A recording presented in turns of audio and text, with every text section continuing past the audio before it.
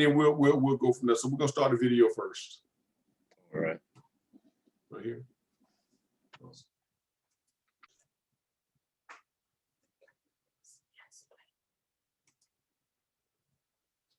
I remember the day I started. I just put my head down and said, let's do this. Let's start my little network. I'm gonna do it. I'm gonna start my own little network. To be honest, at first it was kind of different, but once I got into it, my team was awesome. It's like they want you to succeed. I never felt like I had any dumb questions. They got me through it. They helped me. And then just a few weeks later, to see that extra income come into my bank account was this really cool moment that I don't think I'll ever forget. I was like, it was so real. It was like the light bulb went off and said, whatever you're doing, just keep doing it.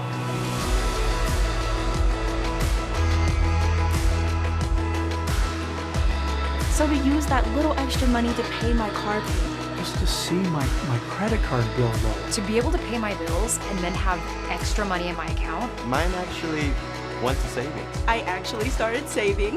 This is actually like really working. And it's just fun.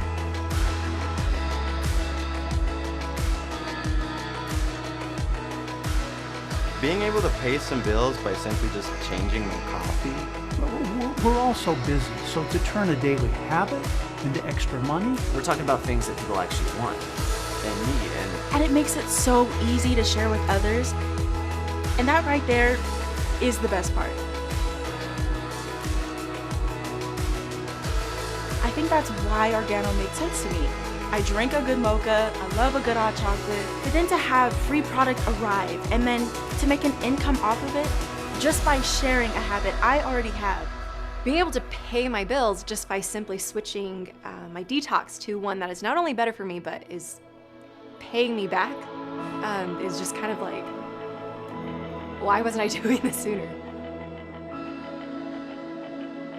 This might seem simple, but to look at my wife and say, hey, order whatever you want, don't look at the price, that felt good.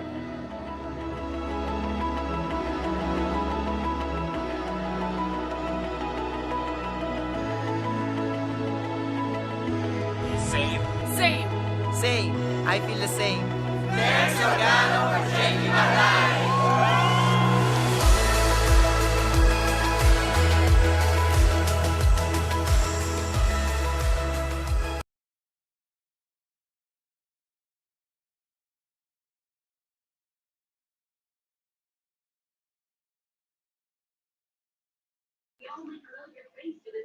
On her imaginary beach as she was run between life and death. Former series regulars T.R. Knight, Tyler Lee, and Eric Dane all made. Okay, guys. Hey, so welcome to another edition of, our Thursday night mini training series. It feels like it goes on forever, but that's a good thing, because unless you plan on doing something different and quitting the industry of network marketing, or quitting or doing something with that entrepreneurial spirit that you have, then I guess we should all make it a priority to do our best to be in the room. How many would agree with that? Okay. Oh, yes, I agree. Yes.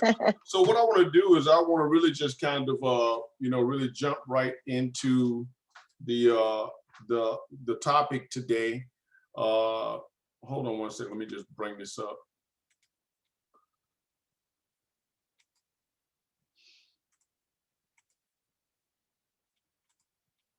Can you guys see my screen? Hopefully. No. Just no, you're right. No, we can't see your screen. No. Now we can. Start it. Okay. Yes, now we can. Okay, so like, of course, hopefully you guys had a chance to take a look at it. All right.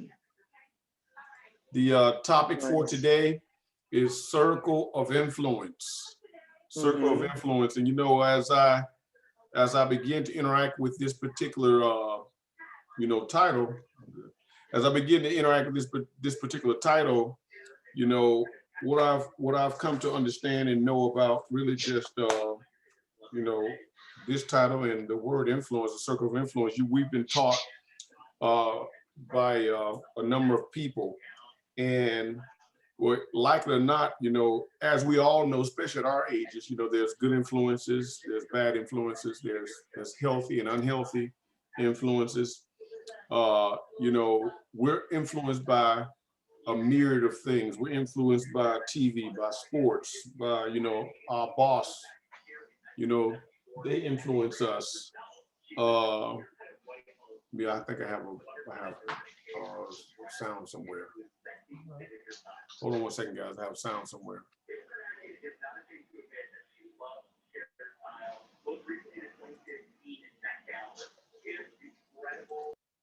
Okay, there we go.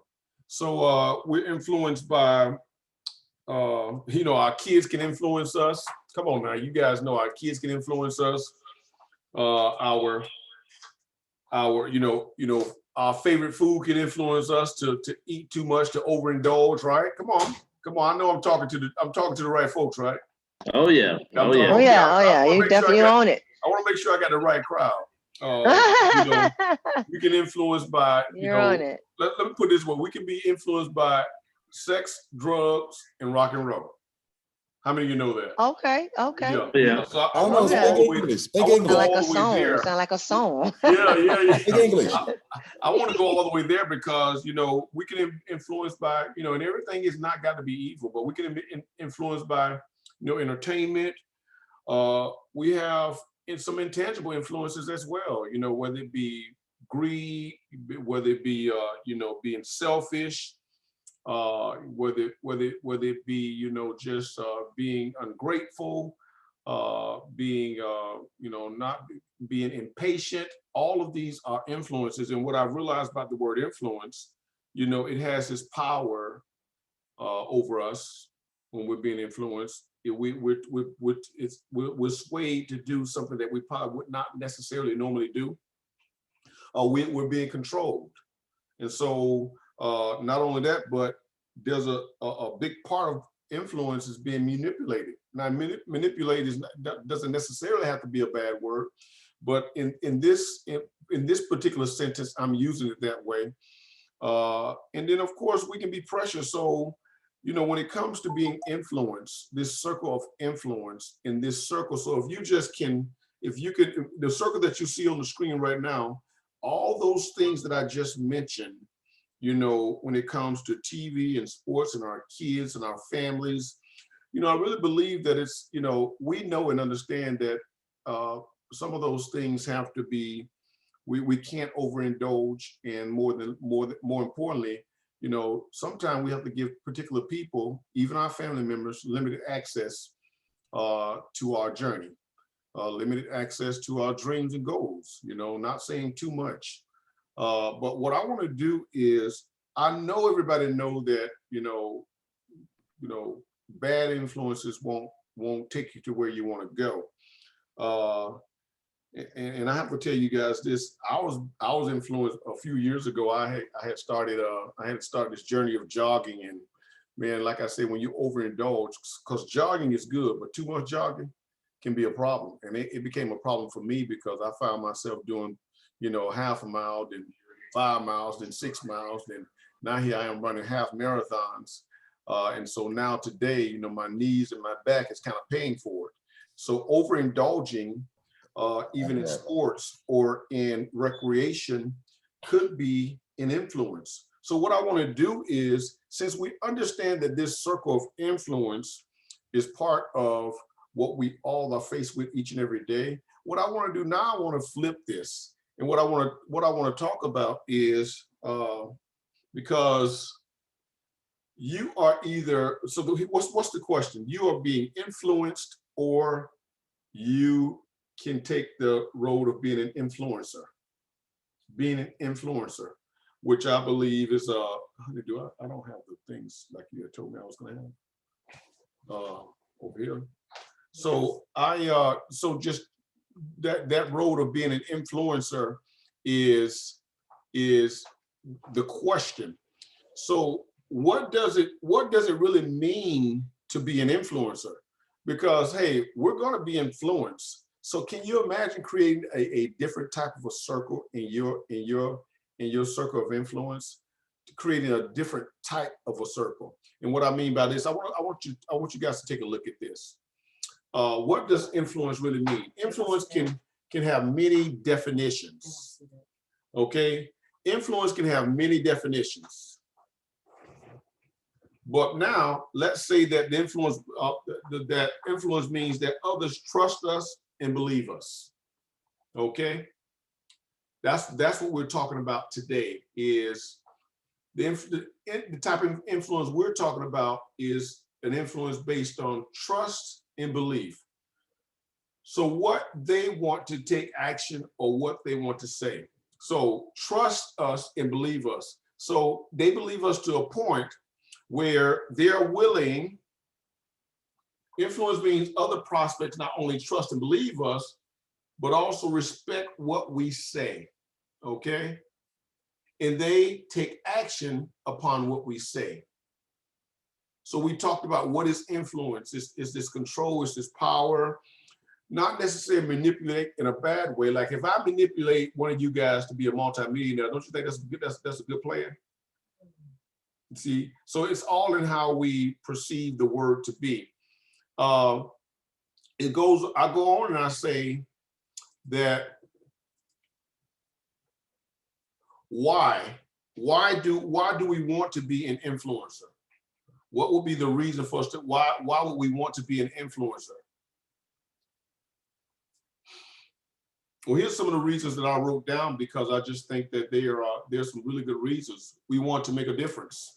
You know, I think, you know, network marketing offers that. You know, having your own business offers you to make a difference. We want to help others solve problems. You know, we're supposed to be problem solvers. We've heard that before. We want to impact the people's lives in a positive way. You know, just being impactful in people's lives is so important. You know, what's amazing is that I like to tell stories, because I remember my daughter calling me probably about 3 weeks ago, and she was trying to get her car fixed. And as you guys know, in Florida, it's really, really hot or whatever. And so, you know, she called me, and now she is boohoo crying. She got me on FaceTime. She's in her car. She's boohoo crying because her air is not working. And, you know, and I kind of teach my girls, you know, my wife and I, we teach them, you know, you got to do what it takes to do the things that you have to do. You have to pay the bills that you're supposed to pay and these types of things. But let me tell you what happened that day. When I saw my daughter crying in the car, like snot running, I promise you, the Lord said to me, listen, it's your responsibility to take care of those 3 girls. These are my 3 queens over here. It's your responsibility. And so now you need to figure out what you need to do to help your daughter out, because here's what she said to me, crying in tears. And it made me cry too. She said, Dad, I need help.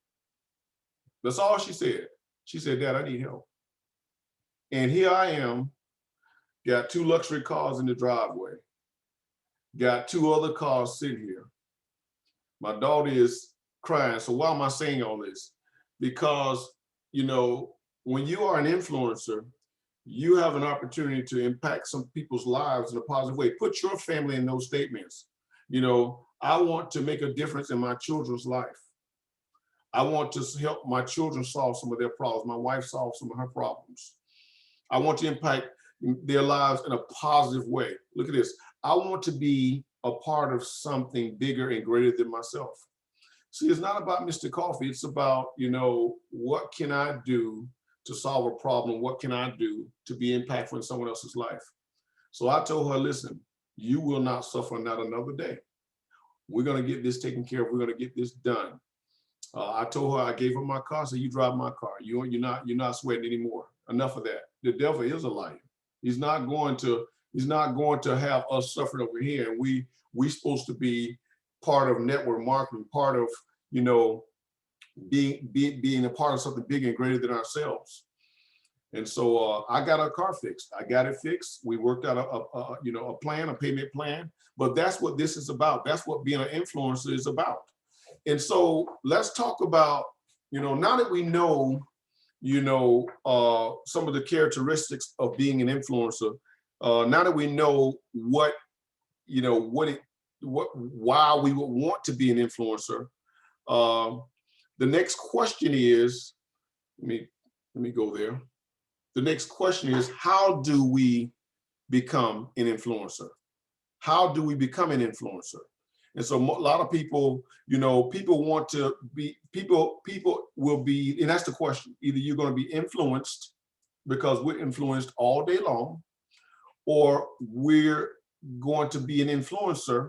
Now, how do we do that? So I really believe that the first step to being an influencer, okay, is we have to build rapport with people. We have to build rapport, create rapport first. When we build rapport, then we can build our influence on a solid foundation of belief and trust, because we're building rapport. It's hard to influence someone if they don't believe you and trust you. So now we start the foundation with, creating rapport. And one of the best ways that I know to really be an influencer, and this is just, these are some things, are not necessarily just my opinion, but these are things that I've been studying and I've really taken a hard look at. So we're going to build rapport. So let me give you 9 ways in which I believe we can build rapport. 9 ways. The first thing we need to do is we need to figure out how to smile. we need to figure out how to smile. What's amazing is that, and I don't know, it's just so weird. But let me ask you guys a question. When a newborn baby is in their crib and you look down in the crib and you smile at the newborn baby, or a 6-week-old baby, what do they typically do back? They smile. And so it's kind of it's in us to smile. And so what happens is, I know it might sound ridiculous, but it's true. When you smile, if someone smiles, the first thought is that person can be trusted. I'm not talking about a weird smile. I'm just talking about a genuine, hey, how you doing today? With a smile. Not an angry look, not a look of you got a whole lot of problems and you waiting to throw up on someone to tell them all what's happening with you. So when we smile, people want to believe and trust what we say. This is hardwired. This is hardwired into our program. We really get this. We really get this from birth. This smile. So I think one of the best ways and one of the first ways, and I want to say a shortcut to building rapport, is to smile.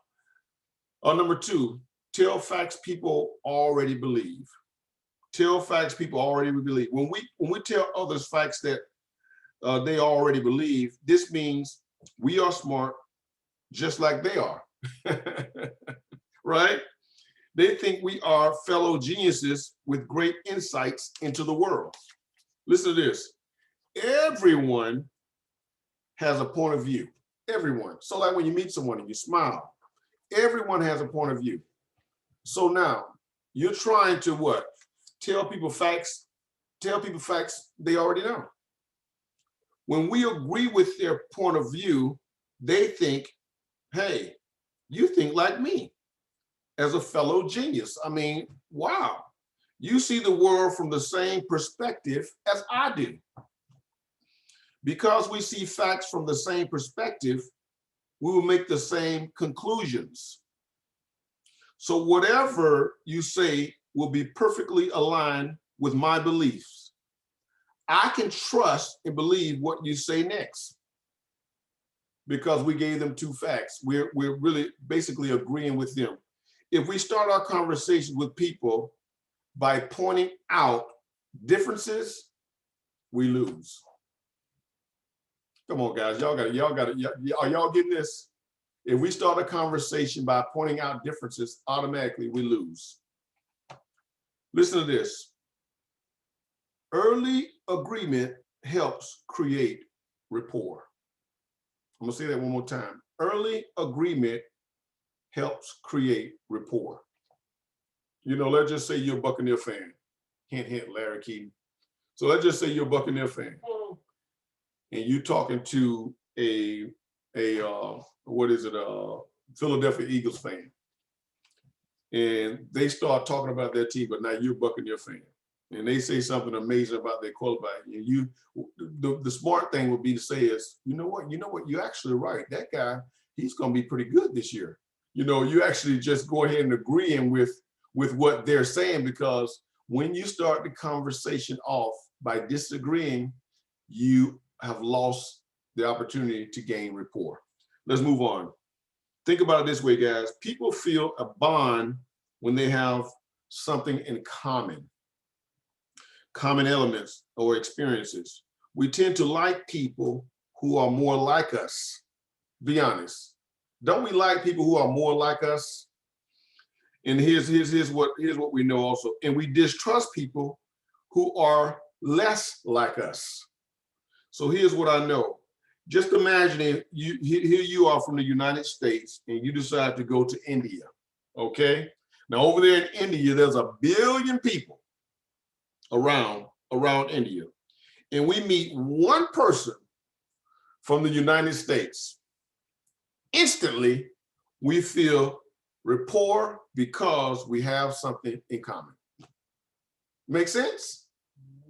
So what am I saying? You know, tell people facts they already know. And then here's number 3, a fact, and then another fact, and then our new idea. In other words, just tell people, stuff that they already know. Let's just say the weather is really nice. I say, oh man, this is amazing. Some amazing weather today. They already know that. And so a fact, and then another, and then your new idea. I'm gonna move just a little bit faster because I don't want to run out of time. What I want to do now is I want to go to number 4 because I really like this one. I think we've heard this one before, but it bears repeating. Number 4, when we're talking about building rapport, because in order for us, what am I doing? I don't know. In order for us to be an influencer, we have to build rapport. So number 4 is we got to use choice words. Well, you know how. And what's amazing is that when you say, well, you know how, this is a verbal command to the subconscious mind. The phrase, well, you know how, is so common that people don't even hear us say these words. When we want people to believe what we say next, we naturally start with the phrase, well, you know how, and then we go ahead and tell them what we're talking about. I think it's amazing because, listen to this conversation. And I'm reading this from one of the books that I'm studying. This is the first person. Well, you know how the traffic is so bad coming in on the freeway every day? The second person. Well, you know how we waste 2 hours every day commuting back and forth? That's the second person. The third person says, well, you know how this job interferes with our week? We could do a lot if we didn't have to commute 2 extra hours 5 times a week. See, here's the thing. As we can see, if someone wants the rest of the group to agree, they naturally say the words, well, you know how. In other words, when you say those words, you got people's attention, and it's almost like before you can get the rest of the sentence out, they are agreeing with you. Number 5 talks about most people. What I like about this particular choice of words, it says, when we say most people, what do other people think? You know what I'm saying? When you say most people, what do other people think? They think, I want to fit in. I want to fit in. I want to be safe. I want to be like most people. Then if I make a decision, so see, here's the deal. So then if I make a decision and the decision does not work out, I won't be criticized. But if I do something unique, something different, and if it doesn't work out, I will open myself to ridicule by my friends. So like when people walk up to our coffee kiosk and they're undecided, and we'll say stuff like this. They say, I wonder what size drink I get. And it's nice and hot out there. I say, well, most people get the deluxe. I said, if it's a guy, I say, well, most of the guys, they get this size here. And when we say those words, they get the drink because they want to be like most of the guys, or they want to be like most people. It's really hard to say, oh no, just give me the kitty size. Especially after you say most people. Let's move on to number 6. Some more common words. Everybody knows, everybody says, most people agree. These are words, choice words that you use before you're about to give the substance of what you're saying. I'm going to move on to, my wife got me trying to learn computers. Wait, did I go too fast? Number 7. Number 7 is simply being a good listener. We're talking about building rapport, being a good listener. And what I know, what I learned from this, hold on a second. What I've learned from this is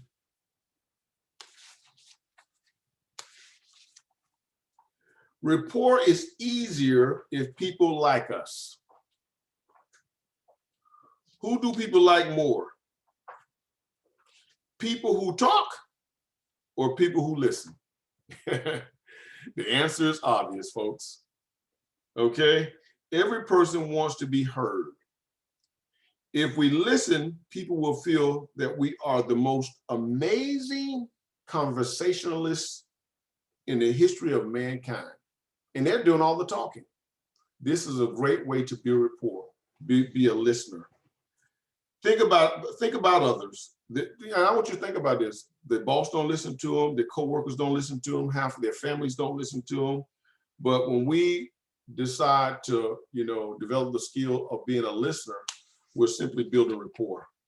And then number 8 and 9, it talks about really pointing out flaws or imperfections in what we suggest. You know how we suggest certain products and everything is perfect? I don't think we should offer a perfect solution to people's problems.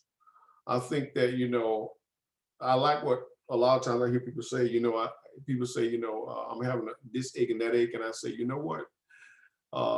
What my wife drinks is the red tea. Now I don't know, if it will help, but I know it won't hurt. In other words, I'm not making it sound like 100% foolproof. It's gonna work, because when you offer people, a suggestion, but then you point out a flaw, what they're looking at you and say, well, this person is being fair. This person is being fair with me. They're not just trying to sell me a product. They're at least being fair. They're at least giving me, an opportunity to decide on if this is something that I want to do. And lastly, I want to talk about body language. And this is all about building rapport so that we can be what we call that influencer. Body language is so important. Our body language speaks a lot. It says a whole lot. It says a whole lot, and it says more than what we actually would even say ourselves. But body language is one of the key components to building rapport with people. I'm hoping that you guys got a lot out of this, because when I thought about, the circle of influence, and I began to just kind of like do my research, I know the question is, do you want to be influenced, or do you want to, create rapport so that you can be an influencer? So what I want to do is, there is a part 2 to this, because that part 2, it's strategies for creating influence with others. And hopefully you guys will give me an opportunity to share part 2, because now that we are working on building that rapport, now it's time for us to take that rapport and start to learn about, different strategies that we can use to be that influencer so that that circle of influence, now that we're creating that circle ourselves, and that circle is what's going to allow for us to be a difference maker in the lives of so many different people. So with that being said, guys, thank you so much for allowing me to give you guys this mini training. I thoroughly enjoyed it. I also want to just put up on the screen for the upcoming schedule as we kind of chat about, you know, this particular mini training. Hopefully you guys have some comments that you want to share with me and also the group. But with that being said, thank you guys so much for the opportunity. And I know this being recorded, so hopefully this is going to help other people in their business as well. Awesome job. Excellent. Yay. Excellent. Excellent. Always Yeah. so very good. Yeah. Thank you very much. Man. Very influential. Haha. Caught that. Indeed. I knew No pun intended. Huh? Oh, I knew, yeah. That was I knew that would be coming. Very insightful. Yes. Love it. Yes, it was. You know, it's fun to study stuff that can help not only, you know, sometimes you study and you read and you want to do it for the presentation, but the person that is doing the presenting learns more than the people that they're presenting to. Mm-hmm. Because you know, you're getting some new information, not necessarily new, but you're being reminded of stuff that, oh wow, you know, I didn't look at it this particular way. So I just really enjoyed this time of reflecting and preparing for this. It really is really, I believe it's really, and everything is about, you know, because the coach can give you the play, but now you have to go and make it happen. And what they call it, execute. Yeah, you got to go execute. You know, it looked like the Golden State Warriors were going to execute last night, but they kind of fell short. I didn't even watch it. Yeah, they sure did. One of my students told me about the game, and I was going to watch it, and then of course I got tired and went to sleep. Yeah, well, you know, I was like, oh, that's right. The game did come on that particular game. So yeah. It's good. Exciting. Yeah, but so anyone else have any other comments concerning anyone else have any comments concerning the teaching tonight? What you get from it? Did you learn something? Was it boring? I'm not sure. Never boring. No, very intriguing. Yeah. I would never say boring that. You can always take something and learn it and apply it. The thing is applying what you learn and then go from there and let whatever happens happen. So definitely appreciate it. Yeah. Mm-hmm. Man, I like those boxes back there. Boy, those boxes look nice back there by Mr. Keaton. That really nice. I like it. Like how you looking at your boxes and Miss Janice's boxes. Y'all might see me with some boxes next week.